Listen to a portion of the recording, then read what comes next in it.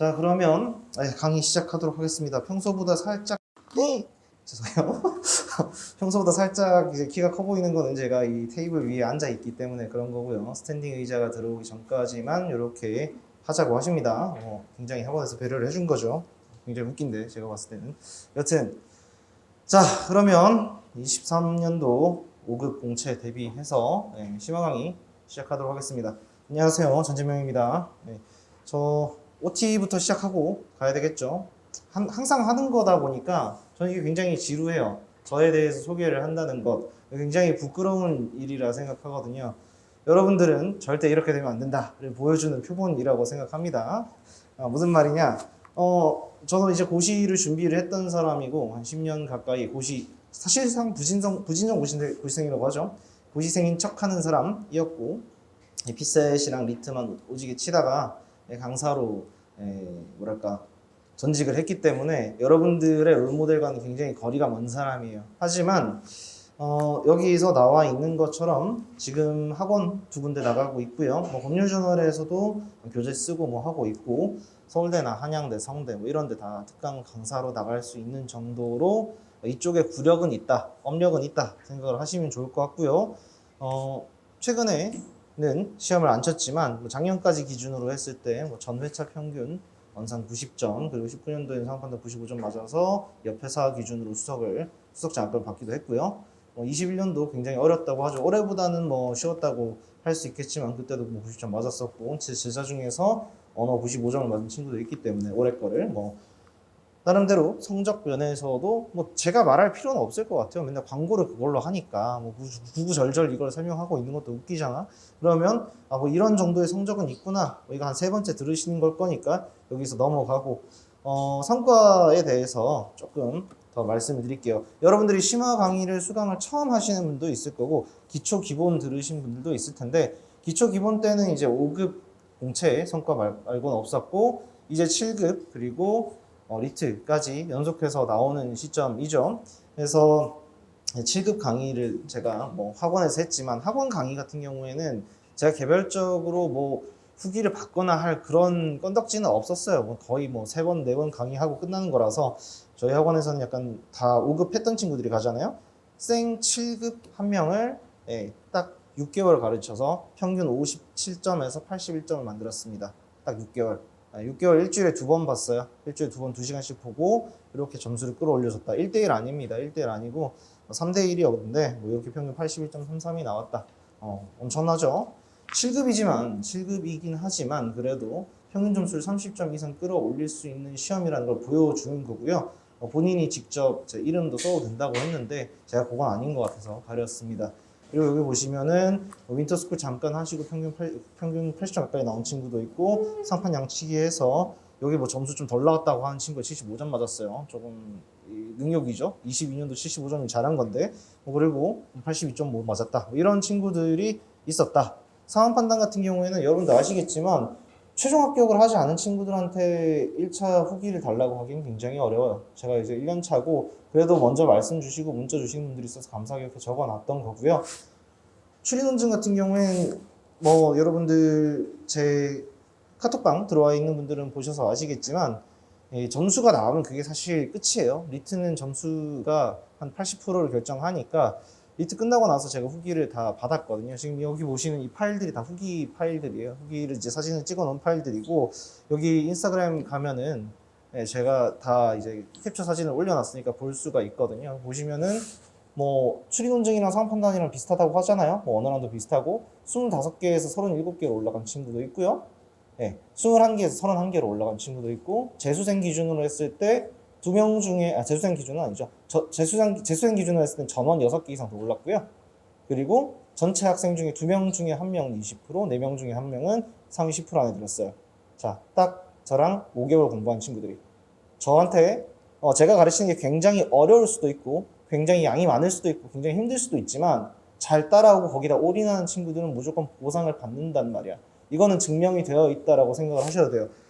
추리 논증 아닌가요? 당연히 추리 논증에서 저런 성과가 나왔다는 건 상황 판단에서 똑같이 나올 수 있다는 거지. 여러분 상황 판단이 어려울 것 같아요? 추리 논증이 어려울 것 같아요? 비등비등해. 사실 추리 논증이 조금 더 유리한 면도 있고 어려운 면도 있어. 하지만 상황 판단 문제 중에서 한 3분의 1 정도는 추리 논증이 나온단 말이야. 그걸 다 맞을 수 있으면 여러분도 상황 판단에서 점수 깔고 시작하는 거 아니겠어요? 그렇게 되면 되는 거기 때문에 추리 논증의 성과도 여러분들이 확인할 필요가 있다. 윈터스쿨 선행반하고 1차 고득점한 친구도 있고요. 상원 고득점으로 캐리에 합격하신 분도 있고, 이건 매년 있는 거지만 한 3, 4년씩 1차를 떨어지던 친구들이 그 맨 마지막에 저를 찾아왔을 때 1차를 붙는 경우가 매년 두세 명은 있어요. 올해도 있고, 네, 그렇습니다. 네, 이건 더 말을 하지 않겠습니다. 네, 그리고 2개월 관리한 다음에 최종 합격한 친구도 있었고요, 이전에. 그리고 아까 적었던 것처럼 21년도 7급 평균이 이제 57.33에서 80.33으로 올라간 친구가 있다.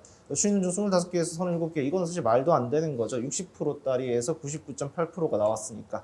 그리고 25%에서 80% 나온 친구도 있고요. 그런 친구들도 있다. 그래서 굉장히 추리논증 쪽에서나 상황 판단 쪽에서나 전 점수를 끌어올려주고 있다고 생각해요. 다만 이거는 문제가 뭐냐면 여러분들이 저를 믿어야 되고요. 제가 알려드리는 게 뭐같이 어려워도 그걸 따라와야 된다는 거예요. 항상 하는 말들이 있어요.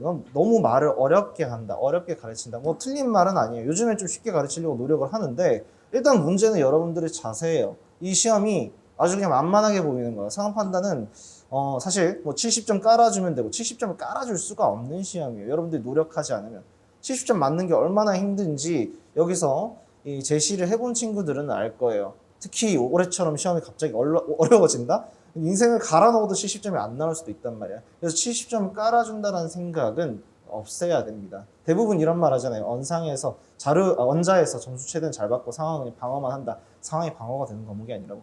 님들이 그냥 대충 하루에 한두 세트 풀어서 방어가 될 과목이 아니라고 생각하고 공부를 하셔야 된다. 이거는 제가 이전에 이렇게 좀 세게 말한 적이 없어요. 기초 기본 때 이렇게 말 안 했잖아. 근데 저는 지금은 하고 싶어요. 실제로 성과가 나오는 걸 제가 보기도 했고 직접적으로 이 여러 가지 컨텐츠들을 굴려보면서 강의를 안 할 때는 제가 컨텐츠 계속 실험을 하거든요. 제가 공부해왔던 방식이 가장 점수를 빠르게 올릴 수 있는 방법인 건 맞는 것 같아요. 다만 여러분들이 그걸 따라하기 힘들 뿐이지. 그래서 그 방법들을 여러분들도 최대한 알려주고 있는 거니까 그냥 좀 잘 안 들어와도 그냥 무작정 따라해봐. 그러니까 이런 거 있잖아. 그냥 말로 선구안 길러라, 쉬운 문제 풀고 어려운 문제 피해가라. 그거는 말로만 할 수 있는 거예요. 결국은 여러분들이 손가락을 써봐야 늘어나는 거란 말이에요. 그럼 손가락을 쓰는 연습을 어떻게 해야 될까를 제가 계속 말해주고 한 문제 한 문제 해제하는 방식을 말을 해주면 그걸 최대한 여러분들이 활용했으면 좋겠다라는 겁니다. 자, 그래서 여기 성과 있었다 정도고요. 부끄럽고. 그 다음에 우리가 상황 판단에 대해서 기초 기본에 이야기했던 것처럼 저는 크게 4가지로 구분을 한다라고 했어요. 법률형, 지문형, 조건형, 퀴즈형 이렇게 4가지로 구분을 한다고 했었고 이전엔 조건형을 지문형보다 앞에 뒀었는데 이제 심화 파트로 넘어갈 거기 때문에 지문형과 법률형을 붙였습니다. 이걸 왜 붙였을까? 우리가 지문 문제들, 그러니까 문장으로 나오는 문제들 중에서 힘들어하는 것들은 사실 여러분들이 생각하는 것처럼 과학 지문이네 이런 게 아니라 법 지문이에요.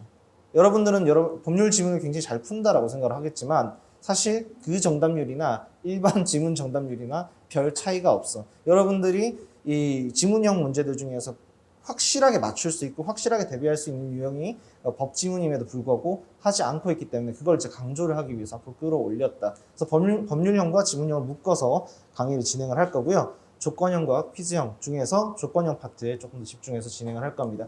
단순 수리 퀴즈, 단순 논리 퀴즈는 이번 파트에선 진행하지 않을 거예요. 게임 위주로 진행을 할 겁니다.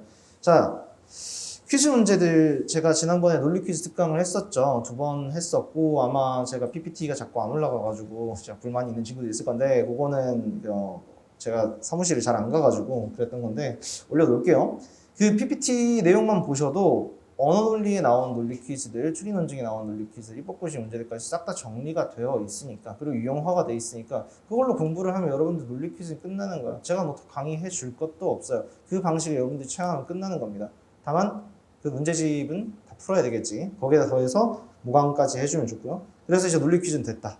수리 퀴즈는 제가 이제 추천하는 책이 몇 가지가 있죠. 하나는 다 여러분 이름 들어보셨을 거예요. 제 단톡방에서 맨날 이제 문제 풀고 올리는 친구도 있고 1031 그 사고력 수학 책 있고 여기서 ACD의 초중고급 요거 풀어보면 굉장히 좋아요. 여기서 퀴즈 다 나온다고 보시면 됩니다. 여기다 뭐 디딤돌 수학 올림피아드 이건 여러분들이 그냥 찾아서 풀면 되는 거야. 그러니까 제가 설명해 줄 수 있어요. 제가 특강을 해본 적도 있고 제가 처음 상황 판단 강의를 시작했을 때 이걸로 시작을 해서 과외로 약간 뭐랄까 돈을 쓸어 담았었기 때문에 해줄 수 있는데 딱히 의미가 없어요. 여러분들이 연습하는 게 훨씬 더 중요하니까 요거 해보시면 좋을 것 같고요. 이거에다가 뭐 더해서 할 수 있는 수리 퀴즈가 뭐가 있을까? 이게 보통 이제 경기도 영재교육원 거를 선생님들이 참고를 많이 하시거든요. 경기도 영재교육원 중등부 중등 1학년부 시험들에서 모강이 굉장히 많이 나옵니다. 여러분들 사설 모강 어디서 낼 것 같아? 그냥 이런 책들 참고하는 거야. 다 여기서 참고해서 낸다고. 정말 신박한 아이디어 퀴즈 문제 뭐가 있을까? 옛날 우리 상황 판단에 나왔었던 거 중 뭐 지하철 문제 이런 거 그런 거 말고는 거의 다 여기서 나온다고 보시면 돼요. 그래서 이런 책들 구해서 풀면은 수리 퀴즈도 해결이 된다. 그러면 우리가 이번 심화 강의에서 조져야 될 건 뭘까? 제가 생각했을 때는 이 1번에서 3번까지다라는 겁니다. 1번에서 3번까지 중에서 어려운 것들, 우리가 기초 기본에서 봤던 쉬운 것들이 아니라 어려운 것들. 그때 꽤 쉬웠다고요? 미쳤나요? 라고 할 수도 있지만 지금 볼 것들은 훨씬 더 어려워질 거예요. 물론 쉬운 문제도 있어요. 쉬운 문제도 있지만 훨씬 더 어려운 느낌이 들 거고 그 문제를 여러분들이 정복하셔야 됩니다. 나의 상황 판단 한계 점수는 70점이야 라고 하시면 그냥 안 들으시면 되고요. 제가 어차피 이해 못할 거니까. 나의 한계 점수는 85점으로 만들 거야 라고 하시면 따라오시면 됩니다. 계속 할게요. 그래서 기본적인 유형 훈련 저렇게 4가지가 있었고 접근 전략 같은 경우에는 굳이 지금 말할 필요가 없는 거라서 그냥 이런 게 있다 정도만 생각하면 되는데 지금 오늘부터 저랑 심화 과정에서 할 파트가 기출문제에 있는 고난도 문제를 어떻게 해석하고 그리고 거기서 어떻게 문제들을 새롭게 뽑아낼 수 있는지 위주로 설명을 할 거다 정도 생각하시면 됩니다. 그 다음에 뭐 점수대별 이것도 뭐 크게 의미 없죠. 내 목표가 이제 85점이다라고 하면은 여기 것들 다 하면 되는 거고 이것도 뭐 그냥 크게 할 말은 없는 내용인 것 같아요. 그래서 연관 커리큘럼 중에서도 이제 심화 강의 하는 거다. 이거는 저거는 낫지만 그냥 구색 맞추기고 빨리 진도 나가는 게 낫잖아요. 이런 거 있다 정도고 우리가 할 거는 이거다. 반복적으로 말하는 거예요. 고난도 유형할 거고 기출문제 어떻게 풀이하는지 알려드릴 거고 그리고 문제를 어떻게 연결시켜서 푸는지 행시 문제랑 입시 문제랑 추리 논증 문제를 어떻게 연결시켜서 문제를 풀 수 있는지를 최대한 많이 알려드릴 거다. 그래서 우리 강의는 정규 8강의, 하프 2강이라고 생각하시면 됩니다. 사실 10강인데 중간에 그냥 하프 2번 찔러 넣고 정규라고 만들어 놨어요. 왜 이렇게 했느냐? 제가 작년에 심화 강의를 할 때 여기서 4강부터 10강까지라고 나와 있는 6개 파트만 가지고 심화 강의를 진행을 했었어요. 근데 그때 진행을 하고 나서 제가 되게 후회했던 게 뭐냐면 너무 빡세. 제가 생각해도 너무 힘들어요. 2분 만에 여러분들이 절대 풀 수 없는 걸 나눠주고 2분 만에 풀어라라고 하니까 좀 말이 안 되는 것 같기도 하고 저도 후회를 되게 많이 했습니다. 그래서 이번에는 그 문제들 중에서 입시 문제들 중에서 꼭 필요한 거 아니면 최대한 덜어내서 진행을 할 거예요. 문제를 빼겠다는 건 아닙니다. 문제 중에서 해드리는 거는 우리가 시험장에서 풀 수 있는 것. 시험장에서 진짜 길게는 5분, 짧게는 3분 내에 풀 수 있는 것들 위주로 진행을 하겠다는 거고 그렇다면 이제 분량이 조금 부족해지는 부분이 있잖아요. 그게 작년에는 기본 강의에서 했지만 이번에는 기본 강의에서 하지 않은 것. 법 지문 파트, 법 계산 파트입니다. 기본 강의에서 법 계산 파트를 하기는 했지만 그 중에서 정말 어려운 것들은 손을 대지 않았어요. 여러분들이 딱 시험 문제를 받아봤을 때 제일 뒷목 잡는 게 뭐예요? 뭔가 지문 나와 있는데 날짜 계산하게 시키거나 뭔가 지문 나와 있는데 돈 계산하는 건데 나와 있는 사람이 좀 많아. 그럼 일단 뒷목 잡거든. 근데 그 문제들은 우리 시험 말고 다른 시험에 되게 많이 있다고 굉장히 강조를 해왔어요. 그걸 여러분들한테 보여드리고 어떻게 공부를 하면은 그 다음에 나오는 거랑 어떻게 연결이 되는지 그걸 최대한 알려드릴 겁니다. 그래서 오늘, 내일은 법 지문과 법 계산 문제들 위주로 진행을 할 거고요.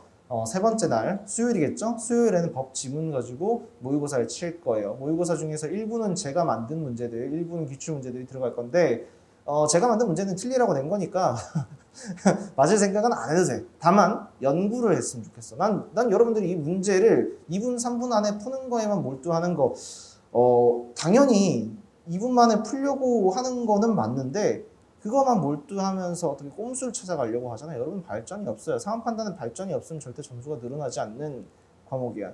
꼼수로 70점 이제 안 나온다고. 이제 안 나온다 생각하고 제가 시킨 거 최대한 잘 해보시면 되고요. 그래서 모의고사 시간도 1시간이에요. 보통 20문제라고 하면은 45분 주잖아요. 20문제인데 1시간이다. 그 중에 여러분들이 17개를 풀면은 성공이다 생각하시면 된다. 네, 그렇게 해서 모의고사를 진행할 거고요. 4, 5, 6, 7강 같은 경우에는 제가 작년에 굉장히 중요하게 다뤘던 파트인데 조금은 낮췄어요. 조금 양을 낮췄는데 제가 자원관리라고 제목을 지었었던 거거든요. 경영학에 있어서 자원관리라고 보기보다는 우리 인접시험에 자원관리라는 영역이 있어서 그 영역의 문제풀이랑 완벽하게 동일하기 때문에 제가 자원관리라고 이름을 지었었습니다. 그래서 7급 쪽에서는 의외로 이 이름이 굉장히 잘 통해요. 근데 5급에서는 이 이름이 전혀 통하지 않지. 그래서 제가 그냥 제목으로 그냥 여러분 기억에 나게 만들어 드리려고 비용 계산이랑 시간공정 알고리즘이랑 복합관리로 그냥 퉁쳤어요. 원래는 자원관리 안에 다 이제 세부 분야로 나눠져 있는데 이렇게 합쳐놨고 이 각각에 대해서 여러분들이 어떻게 공부를 해야 되는지 어떻게 문제를 풀어야 되는지 그런 스킬들과 알고리즘들을 최대한 알려드리려고 합니다. 그리고 8강에서는 당연히 이 자원관리 영역 파트로 해서 모의고사를 진행할 거고요. 굉장히 어려운 문제들은 여기서 안 낼 거예요. 이거는 여러분들한테 약간 희망을 줘야 되는 세트이기 때문에 8강은 좀 쉽게 나갈 거다. 그 다음에 9강, 10강에서는 게임 문제들과 퍼즐 문제들 진행할 건데요. 기출 문제들도 들어가 있을 거고 다른 시험에 있었던 것들도 좀 나올 거예요. 여기는 퀴즈 중에서도 게임 스타일인 건 좀 가급적이면 넣어서 진행하려고 합니다. 어쨌든 이렇게 10강을 진행할 거고요. 어려운 내용들을 다루는 만큼 제가 봤을 때는 이 내용들은 많은 강사님들이 아예 강의 중에서 안 다룰 것 같다 하는 것들도 많이 다룰 거예요. 네, 그렇다고 하더라도 여러분들이 이해할 수 있는 선에서 적어도 여러분들의 지금 당장의 경쟁자는 아니지만 여러분들이랑 비슷한 실력으로 경쟁을 하고 있는 친구들은 다 풀어내는 것들만 진행할 겁니다. 무슨 말인지 알죠? 리트 치는 애들이 다 풀어낼 수 있는 거 여러분들이 못 풀면 말이 되니? 안 되죠? 리트가 고시보다 나아? 여러분 그렇게 생각해요? 그렇게 생각하면 리트 치러 갔겠지? 아니지? 그러면 여러분들이 리트 치는 애들보다 점수 잘 나와야 되지 않을까? 근데 제가 리트 가르치는 애들은 20점대, 그러니까 절반도 못 맞던 애들도 나온다고 이걸 다 맞춘단 말이야. 여러분도 할 수가 있다 라고 생각하고 따라오면 좋겠다. 그래서 심화커리는 이런 식으로 할 거다. 그래서 뭐 강무 혼합해서 20분, 60분 할 거고요. 이것도 아까 했던 것 같은데 고난도 문제 해제하는 거, 출제자 의도 파악하는 거 여기 하나 더 해서 자율학습 능력을 습득한다 이렇게 되어 있어요. 이게 무슨 말이냐? 제가